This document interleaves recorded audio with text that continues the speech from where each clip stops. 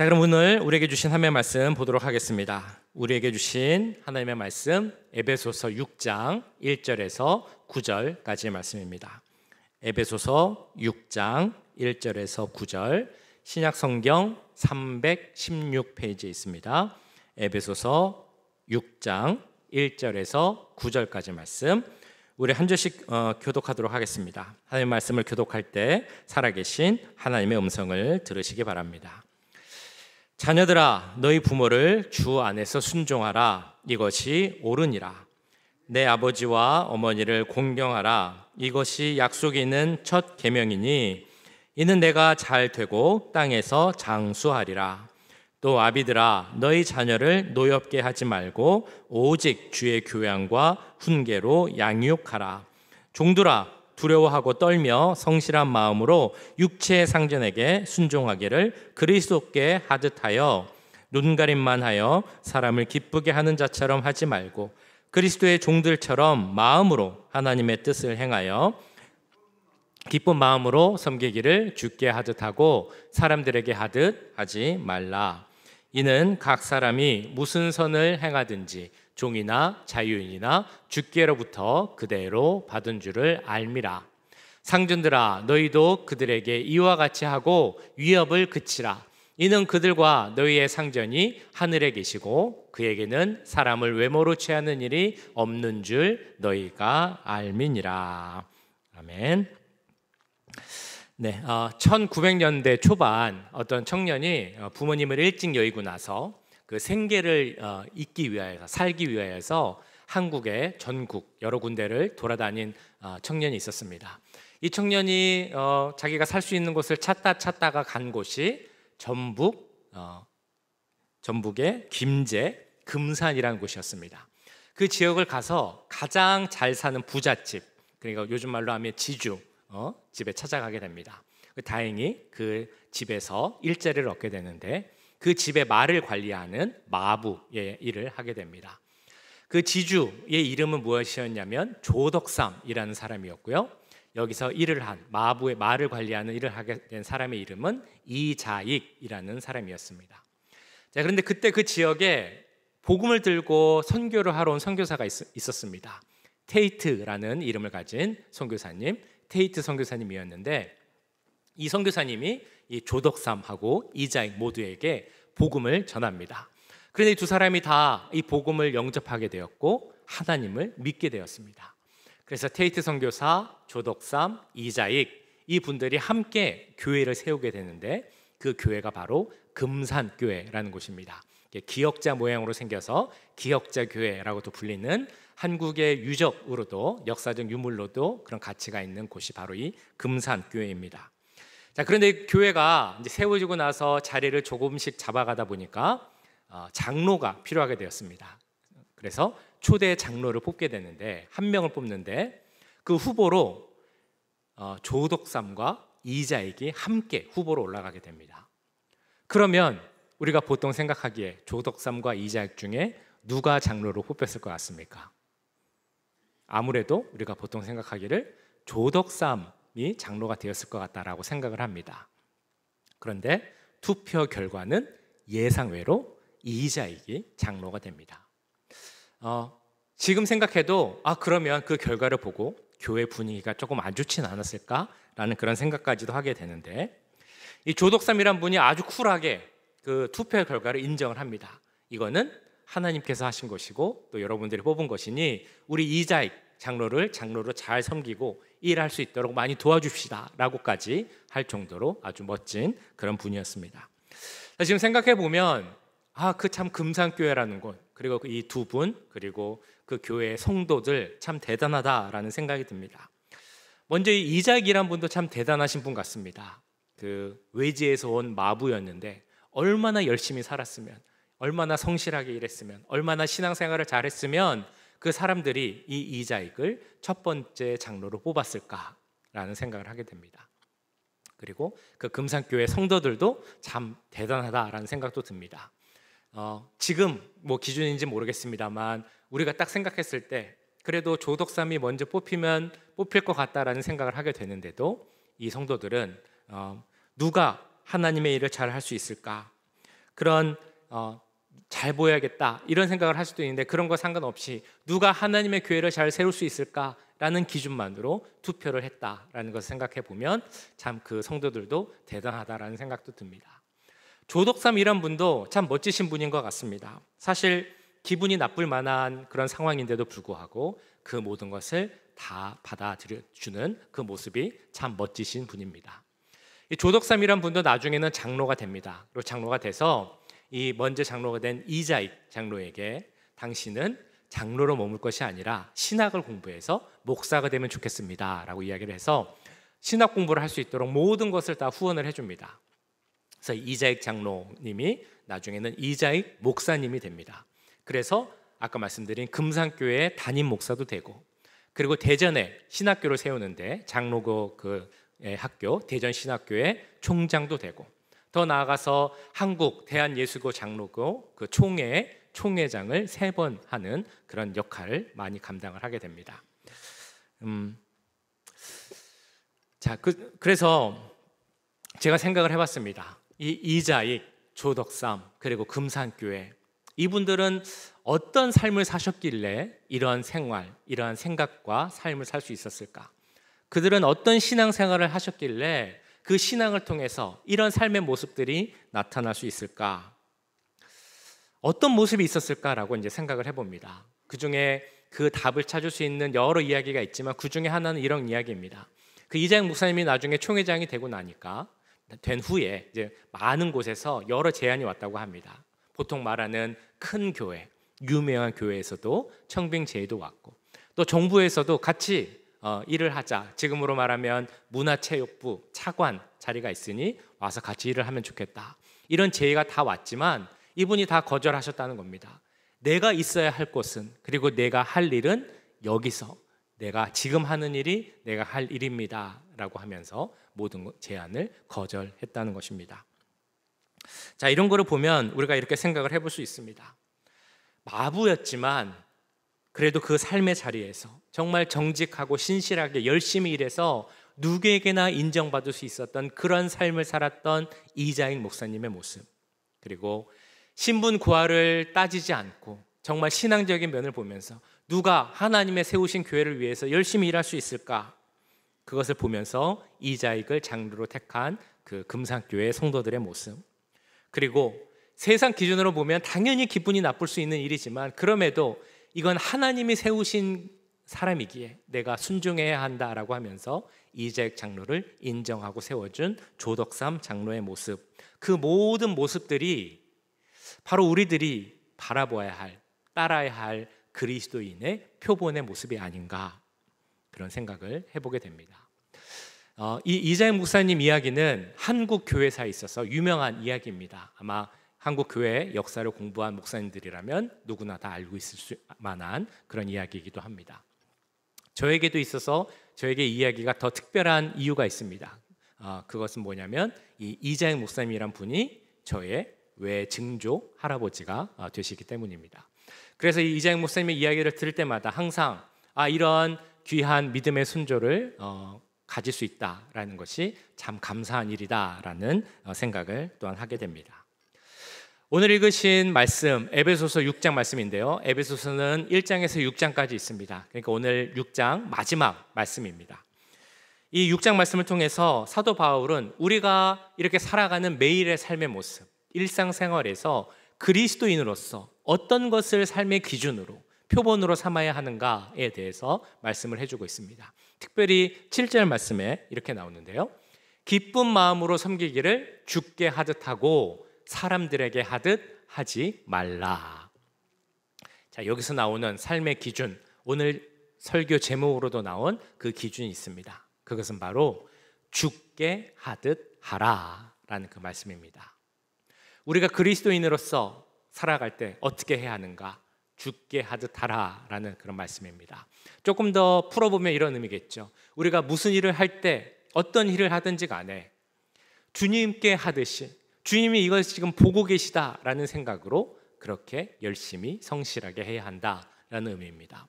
또한 누구를 만나든지 간에, 누구를 대하든지 간에 그 사람을 주님을 대하듯이 대하고 대접해야 된다라는 라는 그 말씀의 의미가 오늘 죽게 하듯 하라라는 그 말씀의 의미가 있습니다. 오늘 읽으신 에베소서 6장 말씀은 그 가정 그리고 사회에서 여러 직책을 맡고 있는 사람들에게 그 직책의 자리에서 어떤 일을 해야 하는지, 그리고 어떻게 다른 사람을 대해야 하는지 말씀해 주고 있습니다. 가정에서 자녀들 그리고 부모들이 있는데 서로 어떻게 대해야 하는지를 말씀해 줍니다. 그리고 사회에서 종과 상전이 있는데 그들은 어떻게 살아야 하는지, 또한 그들을 서로를 어떻게 대해야 하는지를 오늘 말씀에서 그 의미를 전달을 해줍니다. 특별히 5절, 9절을 보면 이 종과 상전들이 서로를 어떻게 대해야 하는가라고 말씀해 줍니다. 한마디로 하면 그들을 대할 때 서로 예수님을 대하듯이, 주께 대하듯이 서로를 대해야 한다라고 말씀을 합니다. 그래서 5절, 9절을 보시면 이렇게 나와 있죠. 종들아, 두려워하고 떨며 성실한 마음으로 육체의 상전에게 순종하기를 그리스도께 하듯 하라. 상전들아, 너희도 그들에게 이와 같이 하고 위협을 그치라. 이는 그들과 너희의 상전이 하늘에 계시고 그에게는 사람을 외모로 취하는 일이 없는 줄 너희가 알미라. 자, 에베소서가 쓰여졌을 당시, 그 당시 시대 상황은 상전 그리고 종, 다시 말하면 계급이 있는 그런 시대였습니다. 그렇기 때문에 사도 바울이 이 편지를 쓸 때는 그런 계급을, 사회적 상황을 또 반영하여서 상전들에게 그리고 종들에게 편지를 쓰고 있습니다. 자, 그러면 이때 상전과 종들에게 썼던 사도 바울의 그 편지가 지금 우리에게 어떤 의미가 있겠습니까? 비록 표현은 상전들아, 종들아 라고 이렇게 표현되어 있지만 지금 이 시대를 살아가는 우리들에게도 우리가 만나는 여러 모습의 사람들을 어떻게 대해야 하는가, 그 기준을 말해주고 있다는 것입니다. 자, 먼저 사도 바울이 종들에게 이야기할 때 이렇게 이야기를 합니다. 종들아, 상전에게 순종하기를 그리스도께 하듯 하라. 그런데 거기 조건이 있는데 두렵고 떨리는 마음으로 해야 한다라고 말씀을 합니다. 두렵고 떨리는 마음으로 상전을 대해야 한다라고 하니까, 더군다나 그때는 분명한 계급 차이가 있었던 시대라는 것을 생각을 해보니까 이런 생각이 들기도 합니다. 사도 바울이 했던 말은 이 종이 상전을 대할 때 좀 무서워하는 마음, 두려워하는 마음으로 대해야 한다라고 말씀을 하는 건가? 라고 생각할 수도 있습니다. 그런데 사도 바울이 썼던 두려워하고 떨리는 마음으로 하라라는 그 말씀의 의미에는 그냥 단순히 무서워하다 이런 의미가 아니라 경외하다라는 의미가 있는 그런 단어입니다. 그러니까 종이 상전을 대할 때 두렵고 떨리는 마음으로 해야 한다라는 그 말에는 존중하고 존경하는 마음으로 대해야 된다라는 의미가 있다는 것입니다. 그래서 상전이 하는 말에 더 귀를 기울이고 순종하면서 성실히 일해야 한다라는 의미의 말씀입니다. 그런데 이어지는 주인 상전에게 하는 말을 보면 상전에게도 똑같이 이야기를 합니다. 상전들아, 너희가 종들을 대할 때도 그처럼 대해야 한다라고 말을 합니다. 그래서 위협이 없어야 한다라고 말씀하고 있죠. 상전들임에도 불구하고 종들을 대할 때 그처럼, 즉 예수님께 하듯이, 주께 하듯이 대해야 한다라고 말씀을 하고 있습니다. 인격적으로 존중하고 존경하면서 대해야 한다. 그렇기 때문에 위협을 하거나 혹은 사람을 외모로 취하는 그런 일을 해서는 안 된다라고 말씀하고 있습니다. 그 시대지만 무시해서도 안 되고 차별해서도 안 되고 나와 똑같은 인격체로 존중하면서 대해야 한다라고 말씀을 합니다. 우리가 사람을 대할 때 어떤 기본 마음, 태도로 대해야 하는가, 우리의 모습을 알려줄 수 있는 성경 구절이 있습니다. 바로 마태복음 25장 40절 말씀인데요. 제가 읽어보겠습니다. 임금이 대답하여 이르시되 내가 진실로 너에게 이르노니 너희가 여기 내 형제 중에 지극히 작은 자 하나에게 한 것이 곧 내게 한 것이니라 하시고. 자, 이 말씀은 어떤 의미에서 하신 말씀이겠습니까? 예수님께서 제자들에게 지극히 작은 자, 어렵고 가난한 자, 고아와 같은 자, 그들에게 대해서 잘 대해준 것이 곧 나에게 잘 해준 것이다 라는 그 말씀의 가르침을 주고 계시는 그런 말씀입니다. 이 말씀을 통해 우리가 생각해 볼 수 있는 것이 있습니다. 가난하고 힘든 자, 소외된 자들에게 잘한 것이 예수님께 잘한 것이다. 그 말씀을 기본으로 해서, 그리고 오늘 에베소서 말씀을 보면 지금이나 그때나 우리가 똑같이 사람을 대할 때 가져야 하는 태도가 있다는 것입니다. 그것은 바로 누구를 대하든 차별하지 않고 무시하지 않고 외모로 사람을 취해서도 안 된다라는 것이죠. 무언가를 얻기 위한 수단으로서 사람을, 인간을 사용해서도 안 된다라는 것입니다. 한 분 한 분을 귀한 인격체로 하나님께서 창조하신 하나님의 형상을 갖고 있는 귀한 존재로 대해야 한다. 한마디로 하면 누구를 대하든지 주님을 대하듯이, 죽게 하듯이 상대방을 대해야 한다라고 말씀하고 있는 것입니다. 자, 그런 의미에서 우리 옆을 한번 보실까요? 아니면 뒤도 한번 보셔도 좋을 것 같은데요. 옆에 누가 계십니까? 옆에 계신 분들을 대할 때 어떻게 대해야 하는 것입니까? 주님을 대하듯이, 예수님을 대하듯이 대해야 하는 것입니다. 우리 옆에 계신 분이 부부 관계이실 수도 있고 가족 관계일 수도 있고 친구일 수도 있고 그랬을 겁니다. 그러나 그런 관계를 넘어서서 우리가 대할 때 어떻게 대해야 하는 것입니까? 누구를 대하듯이 대해야 한다고요? 주님을 대하듯이 대해야 합니다. 우리 옆에 계신 분들을 대할 때 주님을 대하듯 대할 수 있으시겠습니까? 자, 이런 의미에서 생각해 보면 우리가 하나 지켜야 할 것이 있습니다. 그건 뭐냐면 여기 계신 분들이 많은 분들이 오랫동안 잘 알고 계시는 그런 분들도 계십니다. 그러다 보니까 이제 호칭이 편하게 언니, 형님, 동생 혹은 이름을 부르시는 경우도 아마 계실 겁니다.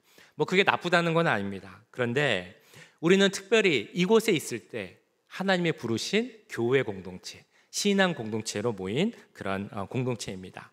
그렇기 때문에 우리가 부를 때는 언니, 동생, 형님 혹은 뭐 이름을 부르기보다는 우리 교회 안에 있는 적절한 호칭, 그 직분의 호칭을 부르는 것이 더 좋을 것입니다. 말씀드렸던 것처럼 뭐 언니, 동생 이름 부르는 게 나쁜 것은 아닙니다. 그러나 교회 안에서는 서로를 더 존중한다는 의미에서 그런 호칭을 부르면 좋습니다. 아마 다 알고 계실 것입니다. 그런데 워낙 오랫동안 습관이 있다 보니까 알면서도 나도 모르게 언니, 오빠, 오빠는 잘 안 하시나요? 동생, 형님, 네, 혹은 누구누구야 이렇게 이름을 부르는 경우도 있으실 텐데요. 우리가 직분을 부르자라는 것을 혹시 뭐 직분이 뭐 어떤 서열을 말하는 건가라고 생각하실 수도 있습니다. 그런데 그것이 아닌 이유는 직분 자체가 서열을 나타내는 것이 아니기 때문입니다. 뭐 장로님은 더 높고 뭐 집사님은 낮고 이런 것이 아니라 각자의 역할의 차이에 따른 그 직분이 있는 것이지 그것이 서열의 차이는 아닙니다.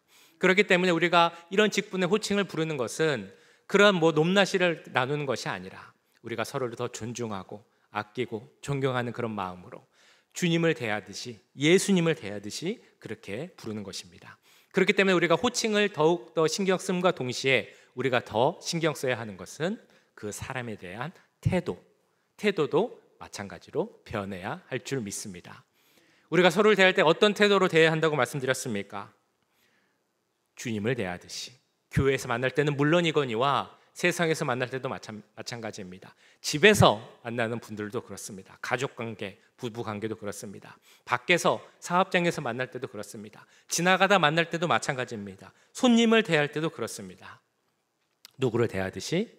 주를 대하듯이 해야 합니다. 왜 그렇습니까? 오늘 에베소서 말씀에서 죽게 하듯 하라라고 말씀하셨기 때문입니다. 아까 마태복음 25장에서 보셨던 것처럼 우리가 누군가에게 대하는 그 모습을 통하여서 예수님께서는 우리가 예수님을 어떻게 대하는가 그것을 볼 수 있다, 알 수 있다라고 말씀하셨기 때문입니다. 그렇게 우리가 이 점을 꼭 기억하시고 누구를 대하든 누구를 만나든 어떤 사람을 대하든지 간에 누구께 하듯 하라고요? 죽게 하듯 할 수 있는 우리 모두가 될 수 있기를 간절히 축원합니다. 자, 두 번째 우리가 일상생활에서 가져야 하는 모습, 그것은 바로 죽게 하듯 일해야 한다라는 것입니다. 이에 대해서는 6절에서 이렇게 증거합니다.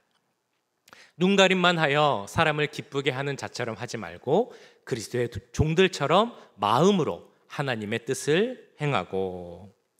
자, 우리가 어딘가에서 일을 할 때 많이 받는 유혹 중에 하나가 좀 대충대충 하면서도 잘하는 것처럼 눈가림하는 그런 유혹일 것입니다. 그래서 많은 사람들은 누군가가 보고 있으면은 열심히 하다가 누가 보지 않으면, 아무도 모르면 대충대충 하려는 그런 모습들이 있을 수 있습니다. 자, 그런데 그리스도인은 그런 모습을 가지면 안 됩니다.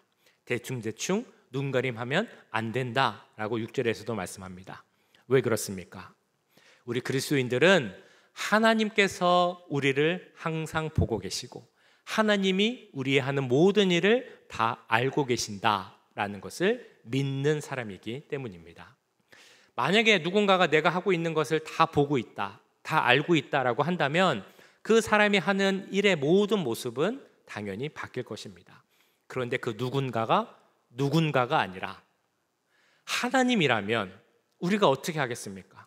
어떻게 대충대충 하고 눈가림할 수 있겠습니까? 그렇게 하지 못하겠죠. 그렇기 때문에 우리가 무슨 일을 하든지 간에 그런 마음으로 주께 하듯이 하나님께서 이 모든 것을 보고 계신다라고 생각을 하면서 6절 말씀에 나온 것처럼 마음을 다해 하나님의 뜻을 행하는 것이 바로 하나님 기뻐하시는 주께 하듯 행하는 모습이라 믿습니다.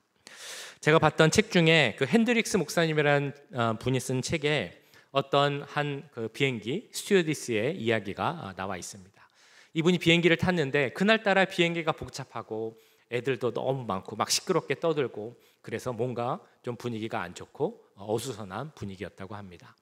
자, 그런데 비행기가 또 그날따라 난기류를 많이 만나서 계속 막 흔들리고 그 기내식을 주기도 힘들 정도로 막 어수선한 힘든 비행이었습니다. 사람들은 불평이 가득 차 있었습니다. 마음이 혼란했습니다. 그러니까 다들 얼굴을 찌푸리고 승무원한테 불평하는 사람도 있고 무례히 구는 사람도 있었다고 합니다. 그런데 그 중에서 한 승무원, 스튜어디스가 유독 그런 어려운 상황 속에서도 계속 얼굴에 미소를 띠고 계속 다니면서 사람들을 도와주고 또 힘든 일 있으면 뭐 불평을 해도 잘 받아주고 그런 모습을 보이는 스튜어디스가 있었습니다. 비행기가 목적지에 거의 다 달았을 때 이 핸드리스 목사님과 그 스튜어디스가 이야기할 기회가 있었습니다. 그래서 이 목사님이 이 승무원을 칭찬하면서 이렇게 이야기를 했답니다. 당신과 같은 사람을 직원으로 둔 이 항공사는 참 운이 좋은 항공사이네요 라고 이야기를 했습니다. 그랬더니 스튜어디스가 이렇게 얘기를 하는 겁니다. 아니요, 손님, 저는 이 항공사를 위해서 일하는 사람이 아닙니다. 그랬더니 목사님이 또 질문하셨겠죠. 그러면 어디를 위해서 일하십니까? 혹시 그 스튜어디스 그 독립연맹, 그러니까 유니언 같은 게 있죠. 거기 속해서 일하시는 분입니까? 라고 했더니 이 승무원이 아니요, 저는 거기도 속해 있지 않습니다. 그러면 도대체 어디 속해서 누구를 위해서 일하는 분이십니까? 라고 했더니 이 스튜어디스가 웃으면서 이렇게 얘기를 했다는 겁니다. 저는 항공사를 위해서 일하는 것이 아니라 내가 믿는 하나님 생각하면서 예수님께 속해서 일하는 사람입니다. 이 항공사는 다만 저에게 돈을 줄 뿐이지 제가 항공사를 위해서 일하는 것이 아니라 하나님을 위해서 일하는 그런 사람입니다. 너무 그것이 인상이 남아서 그 책에 이제 기록을 한 것입니다. 우리 주위에 이런 분들이 많이 계십니다. 아마 주위에도 계실 것이라고 생각이 됩니다. 또 제가 아는 한 분도 이런 경험이 있습니다. 그분은 출판사에서 이제 편집하는 일을 하는 분이었습니다. 그래서 그 회사에서의 직책은 편집보라는 직책을 갖고 있었습니다. 그 회사에 편집장이 있었는데 이 편집장이 자기가 이제 일을 하고 이제 그 편집보에게 주면 이분이 하시는 일은 그 편집장이 한 것을 보고 실수는 없는지, 문법적인 잘못은 없는지, 띄어쓰기는 잘 되었는지 이것을 확인하는 것이 편집보의 역할이었습니다. 자, 그런데 이 편집장이 아주 좋은 상사는 아니었던 것 같습니다. 왜냐하면 일은 다 편집보에게 시키고 그래서 그 일을 통해서 얻게 될 칭찬 혹은 뭐 보상 이런 것들은 본인이 다 가로채는 사람이 바로 이 편집장이었기 때문입니다. 그래도 편집보이신 이 여성분 그리스도인은 전혀 불평불만하지 않고 자기의 할 일을 열심히 묵묵하게 하는 그런 분이었습니다. 한 번은 이 편집장과 발행인 사장과 조금 이제 생각 차이가 있었습니다. 편집장이 그래서 자기가 믿는 구석이 있는지 큰 소리를 친 것입니다. 내 소원대로 내 요구대로 해주지 않으면 나는 그만두겠습니다 라고 했는데 그 예상과 다르게 이 발행인 사장이 그러면 그만두십시오 라고 이야기를 한 겁니다. 그랬더니 그러면서 뭐라고 얘기를 했냐면, 나는 사실 다 알고 있었습니다. 이 편집 일을 편집장 당신이 하는 것이 아니라 편집부가 하고 있었다는 것을 다 알고 있습니다. 당신이 그만두어도 우리 회사는 전혀 상관이 없습니다 라고까지 이야기를 했습니다. 편집장이 당황해서 이야기를 합니다. 그걸 어떻게 아셨습니까? 편집부가 와서 이야기를 했습니까? 사장이 아닙니다. 그냥 보면 알 수 있습니다. 그 일을 누가 하는지 누구라도 알 수 있었을 것입니다 라고 이야기를 했습니다. 그래서 결국에는 편집장은 그만두게 되었고, 이 편집부 집사님이 편집장으로 이제 승진을 해서 발행인 사장과 함께 일을 하게 됐습니다. 자, 시간이 지난 후에 이 사장이 새로 된 편집장에게 물어봤습니다. 아니, 우리 편집장 당신은 그렇게 부당한 일을 당하면서도, 그렇게 힘든 일을 겪으면서도 어떻게 그렇게 아무 말도 하지 않고 그것을 다 이겨낼 수 있었습니까? 라고 물어봤답니다. 근데 편집장이 사장에게 이렇게 이야기를 했습니다. 제가 하나님을 믿는 사람인데, 제가 너무 잘 아는 그 말씀, 골로새서 3장 23절 24절 말씀을 인용하면서 저는 이런 생각을 갖고 있습니다 라고 이야기를 했다는 겁니다. 이 골로새서 3장 말씀은 에베소서 오늘 읽으신 말씀과 거의 같은 내용이 나와 있는 그런 말씀입니다. 제가 한번 읽어보겠습니다. 무슨 일을 하든지 마음을 다하여 주께 하듯 하고 사람에게 하듯 하지 말라. 이는 유업의 상을 주께 받은 줄 알미니 너희는 주 그리스도를 섬기라. 아까 읽으신 말씀과 같은 말씀이죠. 무슨 일을 하든지 마음을 다하여 주께 하듯 하고 사람에게 하지 말라. 사람에게 무언가를 바라는 것이 아니라 하나님을 바라보면서 일하는 것이기 때문에 내게 맡겨진 일에 최선을 다하면서 하는 것이었고, 상황이 어떻든지 간에 그것에 상관없이 일할 수 있는 그 마음이 있었던 것입니다. 그렇기에 그 모든 모습을 통해서, 주께 하듯이 하는 그 모습을 통해서 이 집사님은 살아계신 예수님을 증거하는 그런 삶이 될 수 있었던 것입니다. 이런 모습을 저도 많이 봅니다. 참 여러 가지 감사한 일들이 있는데요. 아까 말씀드렸던 것처럼 그 이자영 목사님이라는 그런 귀한 믿음의 본을 받을 수 있는 선조가 있는 것도 감사하지만, 또한 감사한 것은 정말 주께 하듯이 여러 삶의 모습을 보여주는 그런 분들과 함께 우리 임마누엘 교회에서 신앙생활 할 수 있는 것이 참 너무나 감사한 일입니다.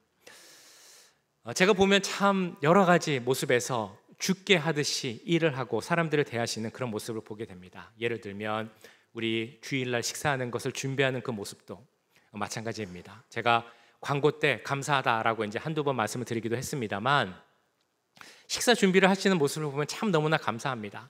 많은 분들이 아시겠지만 이 식사 준비라는 것이 주일날 와서 잠깐 한다고 되는 것이 아닙니다. 우리 준비하시는 분들이 우리 성도들께 더 좋은 음식을 대접하고자 하여서 정말 한 군데 가는 것이 아니라 여러 군데 마트를 돌아다니면서 좋은 음식 사서 그 전날부터 그것을 찢고 다듬고 재고 이렇게 준비를 하시는 것을 알고 있습니다. 아마도 그 마음속에 우리 성도들이 드시는 거니까 주께 하듯이 준비하시는 그 마음일 것이라 저는 믿습니다. 그래서 저는 참 너무나 감사하죠. 교회 아무도 없을 때 교회에 와서 교회 구석구석을 닦고 먼지를 청소하고 쓰레기를 버리고 또 이렇게 다듬으시고 그런 분들의 손길이 있습니다.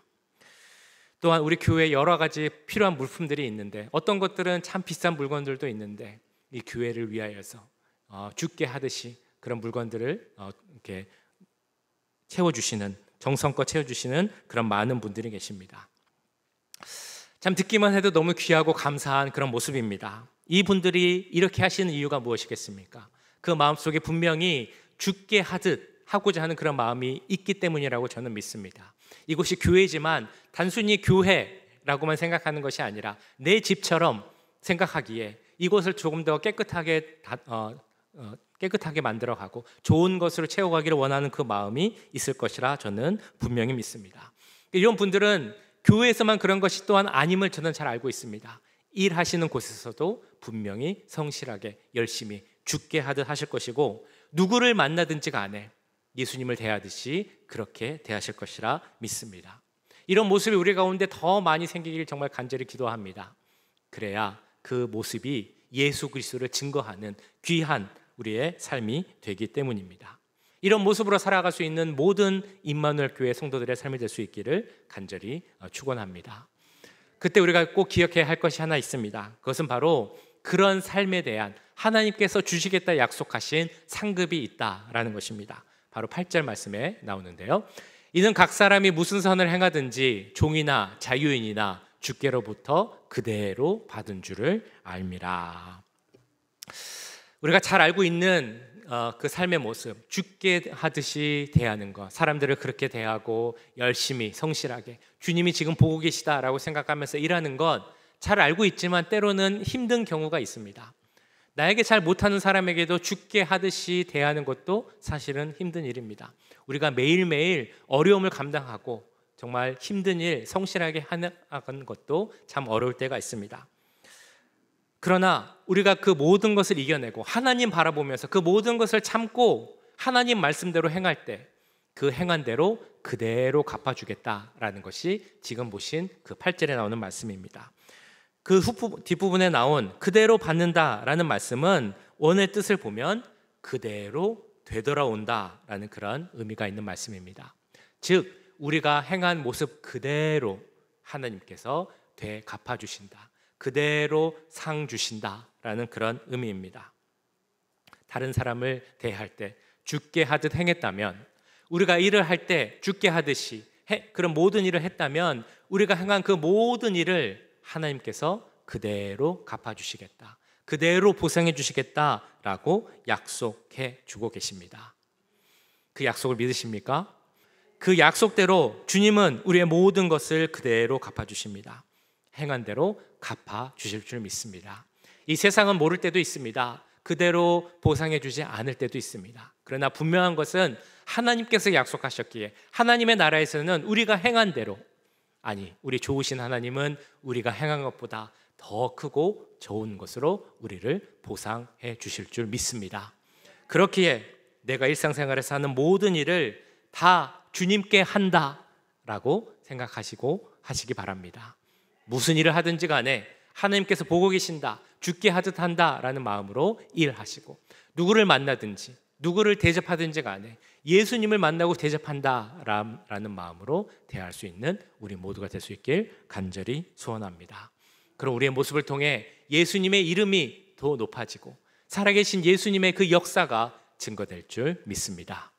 그 증거 가운데 살아갈 수 있는 우리 모두가 될 수 있기를 주님의 이름으로 간절히 축원합니다.